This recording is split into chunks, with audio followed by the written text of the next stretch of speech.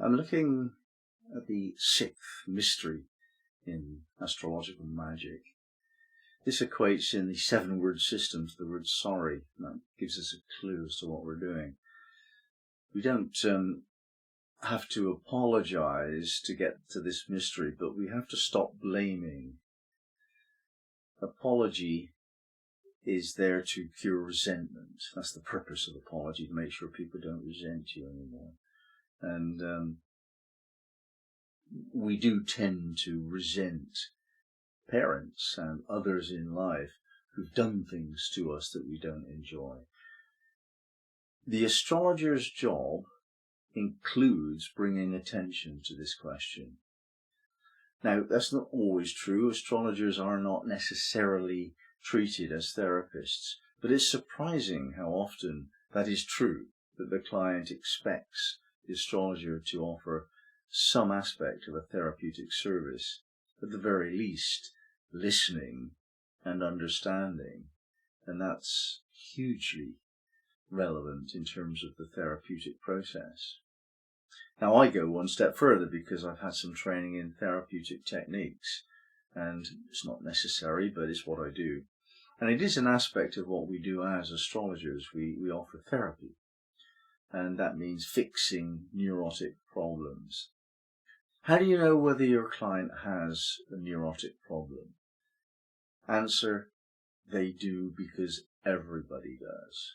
If they're breathing, they have neuroses. That's how it is. Now, whether that's what they want to deal with today or not is another question. You can't just assume that they want you to involve yourself in their process. But if they do, they do. And if you can, then that's very helpful. There's one simple formula that you can understand that is really helpful. And that is that the relationship that they had in a very young age with father and or mother is the cause of 95%, perhaps 99% of all of their problems, really. At least it's the way in which you can understand what those problems are. The horoscope will give you very, very good clues. The first thing I look for is the connection between the sun and the moon with outer planets. So most charts, almost all the charts, will have an aspect between one of the two lights and one of the outer planets. And that's what I focus my attention on. That's their likeliest source of a wound that hasn't yet healed. Now, most particularly, if you see a Moon-Pluto connection, doesn't really make a lot of difference. Trines, not so severe, but conjunctions, yes. Squares and oppositions, yes. Moon-Pluto connections, that's what they want to talk about today. And you can spend all of the time you've got talking about that, and they will not get bored. They will not want more. Sun, Pluto, not quite the same, and so on. You know, Uranus, Moon, maybe they're comfortable with that. Neptune, they'll have something to say about not being really clear where their boundaries are and whose energy they're actually playing with, and so on. There'll be different patterns that you can learn and pick up on. But what we do know is that the connection between the outer planets and one or both of the lights is the most profound issue, and it's not something that we can actually deal with. It's too big. The outer planets are not something we can assimilate. They're just historical imperatives, and we're just agencies through which history is unfolding when it comes to the outer planet aspects. We can understand the personal feeling of it and the personal skills and attitudes and habits associated with these aspects, of course, but there's a bigger sense going on, and we can never really come to terms with it. It's ongoing forever. Now, that is the cause of some distress for quite a lot of people. They feel themselves to be victims of circumstance, and in a sense, because they're not in control of what's going on, there's meaning in that. But it's not where to leave it. If you have one of these aspects in your mind now, you'll realize that you can make some choices. That you're subject to the energies of Pluto, Neptune, and Uranus, for example, you can't negotiate. But how you respond to that is your life track. You can make arrangements with it. And if the client doesn't know that they have to, then they won't do that. If you've got, like I have, a Sun square Pluto, you're going to be quite intense in your whole beingness. I can't ever do anything without being considered intense by those people who are not intense. And so, yeah, my strategy is mainly to spend my time with other intense people who don't find it uncomfortable. So that's one way of doing it. If you're strongly influenced by Neptune, then you're going to want to hang out with people that don't really want to dot the I's and cross the T's. They'll absorb this undefined,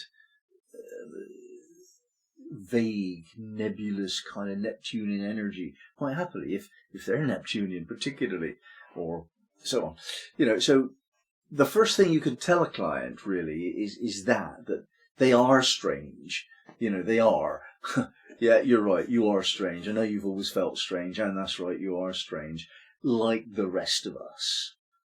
People are strange. The way in which you're strange is your particular strangeness, but strangeness itself is universal. What do you want to do about that? Is it a problem for you? No. Well, then there's nothing to do, is there? If it is a problem for you, find out exactly what circumstances gives rise to that problem, and then change those circumstances. Unless you do that, it won't work. If you do that, it will work. It's black and white. And if they want to understand where it came from, there's that answer I gave you. It came from your parents. Your dad was like this. Your mum was like that. Your mum. Let's take a Moon Pluto conjunction, very similar to Moon in Scorpio. The mother very often is so loving, so caring that they rather over mother. They over control quite often, and so the person grows up to feel the need for that level of intimacy in all of their relationships, and don't like being let down when they've opened up their trust emotionally. They really don't like being let down, and that would trigger unreasonable amounts of fear and somewhat often resentment. So you're going to know that. You're going to see somebody with that particular aspect, and you're going to know that they're inclined towards blaming other people for their own emotional neediness, for example, and that could apply across the board of different aspects. So the bottom line really is to say, we've all got it. Yes, you're strange. We're all strange. It came from your childhood. You can improve it. You can't ever fix it, but you can improve it. And this liberates them, first of all, to feel not so bad because everyone's suffering it. Secondly, to feel empowered that they have a choice. And thirdly, you give them a clue as to what kind of thing they need to do. As I've said, if it's Pluto, it's probably to do with intensity and to do with power and powerlessness. If you're a Pluto type person, you're going to be powerless unless you claim your power. If you're a Neptune type person, you're never going to really understand what's going on.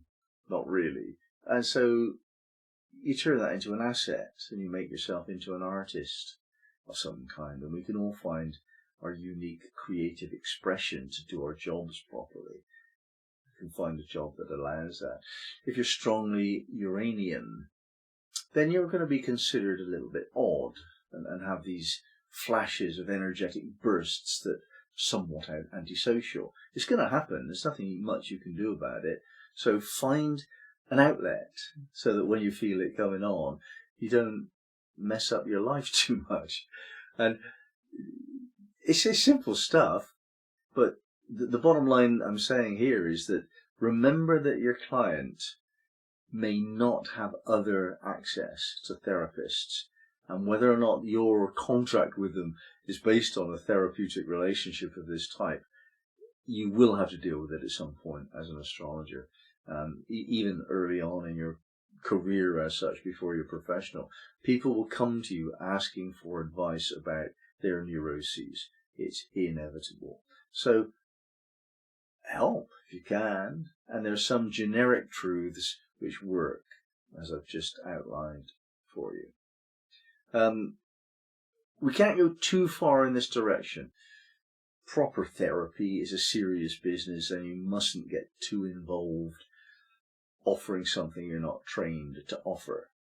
So if you're with somebody that won't actually go to a professional therapist, they just won't do it, and they won't see anyone else apart from you, well then surely there's a sort of responsibility to help if you can.